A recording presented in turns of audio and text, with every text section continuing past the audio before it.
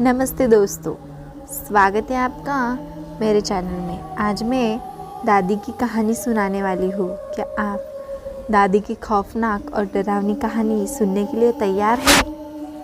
तो चलिए सुनते हैं आज की पहली कहानी, दादी की हवेली वाली बात। एक रात दादी और उनके पोते पोती अनु और रोहन आंगन में बैठकर कहानियाँ सुन रहे थे। सर्दी की रात थी, अलावा जल रही थी।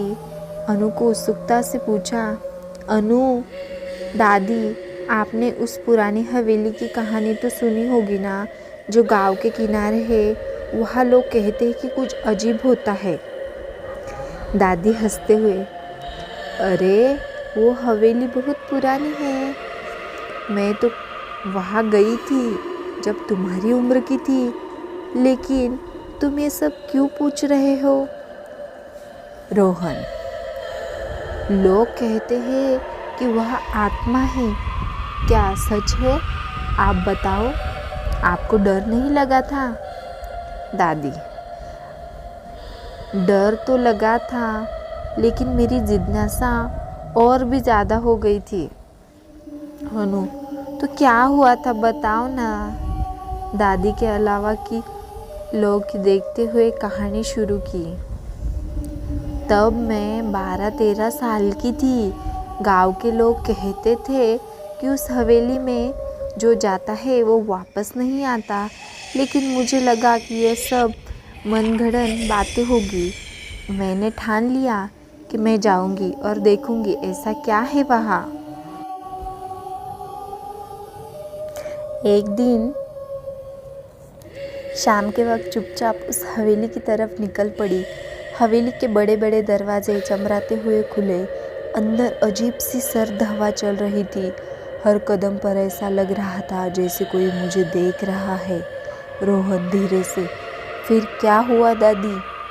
अंदर एक बड़ा सा कमरा था। उसमें एक पुराना झूला पड़ा था जो खुद ब खुद हिल रहा था।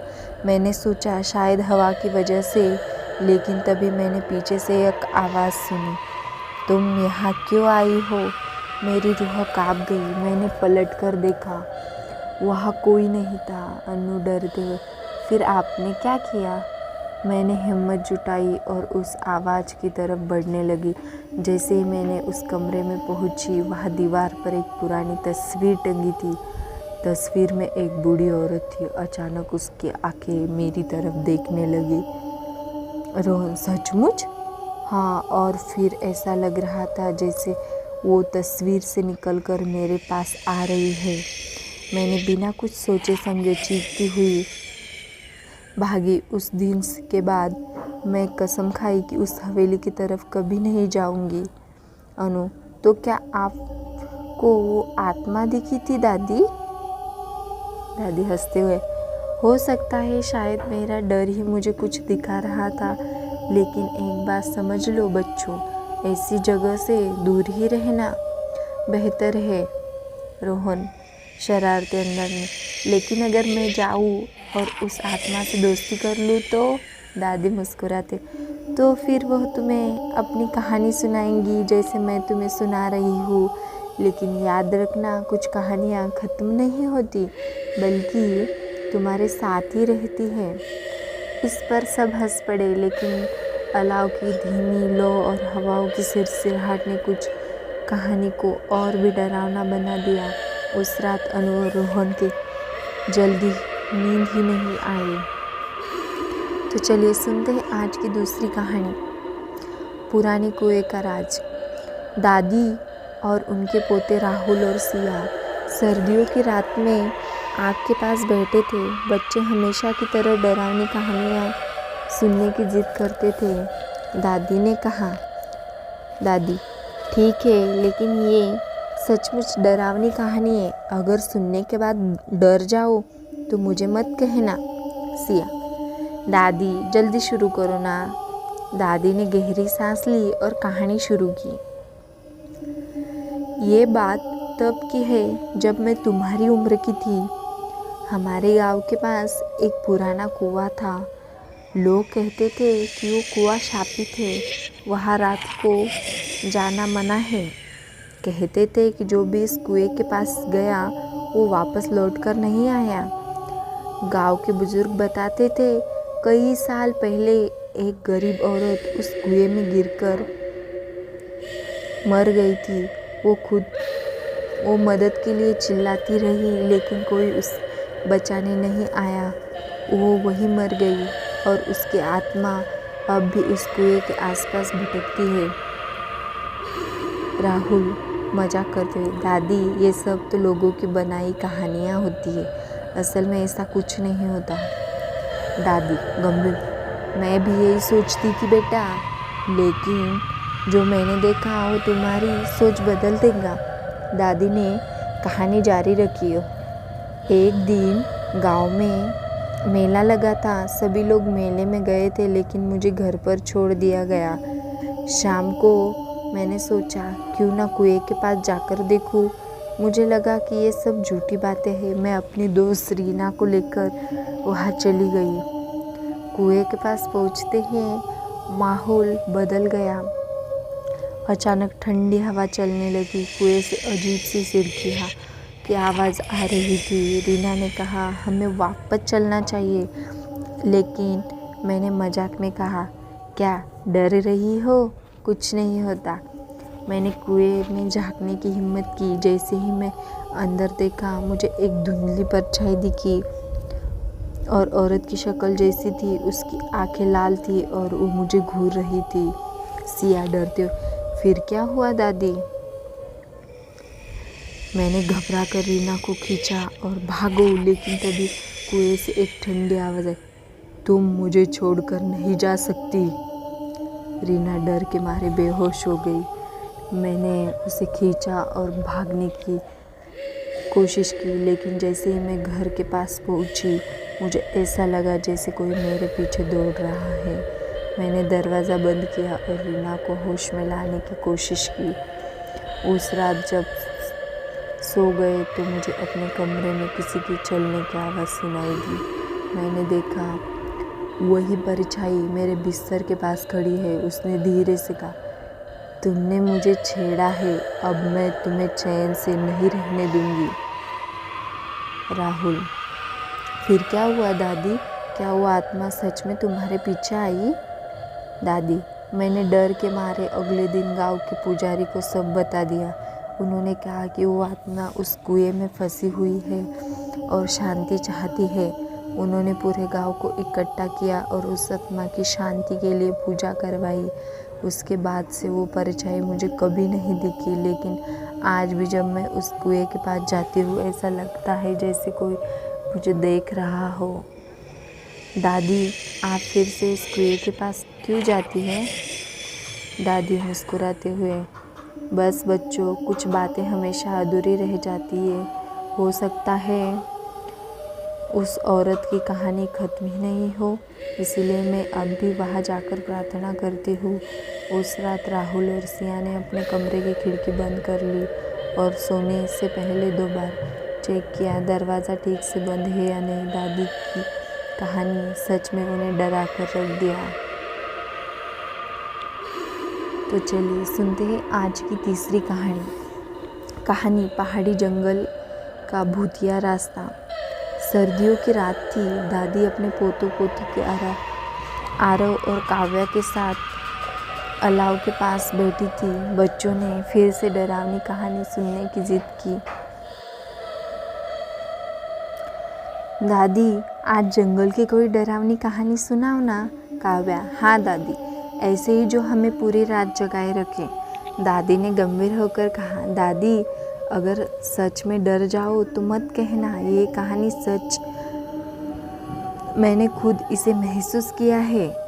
दादी ने कहानी शुरू की।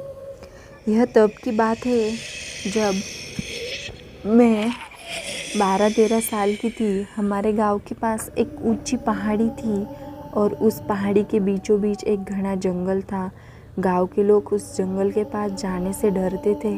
कहते थे वहाँ कुछ ऐसा होता है जो वापस आने नहीं देता। गांव के बड़े बूढ़े बताते हैं कि कई साल पहले उस पहाड़ी से एक बारात गुजर रही थी। अचानक मौसम खराब हो गया और सब लोग उस जंगल में कहीं खो गए। न बारात का कोई पता चला न लोगों का। उस बात से हर अमावस्या की रात उस जंगल से ढोल नगाड़ों की आवाज़ आती है। मुझे इन कहानियों पर यकीन ही नहीं था और मेरी सहेली राधा ने सोचा क्यों ना इस बात की सच्चाई पता लगाई जाए। एक दिन दोपहर के वक्त हम दोनों उस पहाड़ी के जंगल की तरफ निकल पड़े। काव्या डरती, आपको डर नहीं लगा दादी?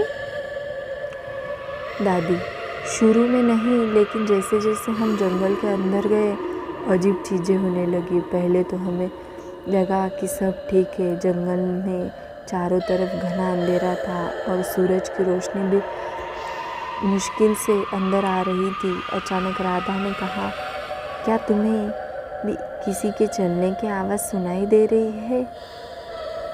मैंने ध्यान दिया। सचमुच सूखे पत्तों पर किसी के चलने की आवाज़ आ रही थी, लेकिन जब हमने पलट कर देखा वहाँ कोई नहीं था। हम घबरा गए, लेकिन मैंने राधा को समझाया कि ये हमारा भ्रम है। थोड़ी दूर जाने पर हमें एक टूटा हुआ पुराना मंदिर दिखा। वहाँ एक घंटा लटका हुआ था, लेकिन चारों तरफ सन्नाटा था। हमने जैसे ही मंदिर के पास कदम रखा वो घंटा अपने आप ही बजने लगा। टक टक टक की आवाज़ इतनी ज़ोर से गूंजी कि हमारे पैर कांपने लगे। राधा ने मेरा हाथ पकड़ा और कहा, हमें वापस चलना चाहिए, ये जगह ठीक नहीं लग रही। लेकिन मैं ज़िद पर अड़ी रही। मैंने कहा, थोड़ा और देखते हैं, हो सकता है ये हवा की वजह से हो। आरव आश्चर्य से, फिर क्या हुआ दादी?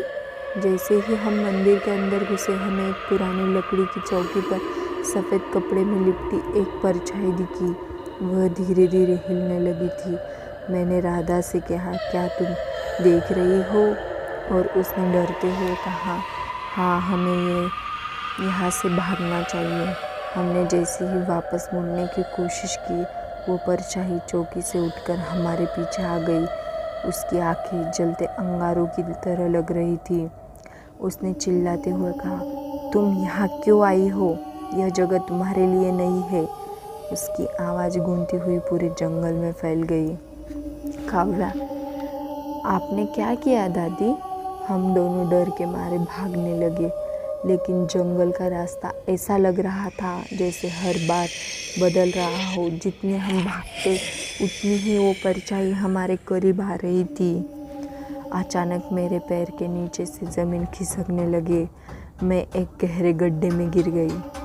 तभी मेरी आंखें खुली तो मैंने देखा कि राधा और मैं एक अजीब सी जगह पर थी। वहाँ चारों तरफ उजाड़ पड़े थे, पेड़ और इंसानों की हड्डियाँ थी। तभी हमें बारात की आवाज़ सुनाई दी। ढोल नगाड़ों के साथ एक पूरी बारात हमारे सामने से गुजरी, लेकिन उनके चेहरे इंसानों के नहीं थे। उनकी आंखें खाली और चेहरे बिना खाल के थे और वो सब हमें देख रहे थे। आरव सिहरते हुए, फिर आपने कैसे बचाया खुद को?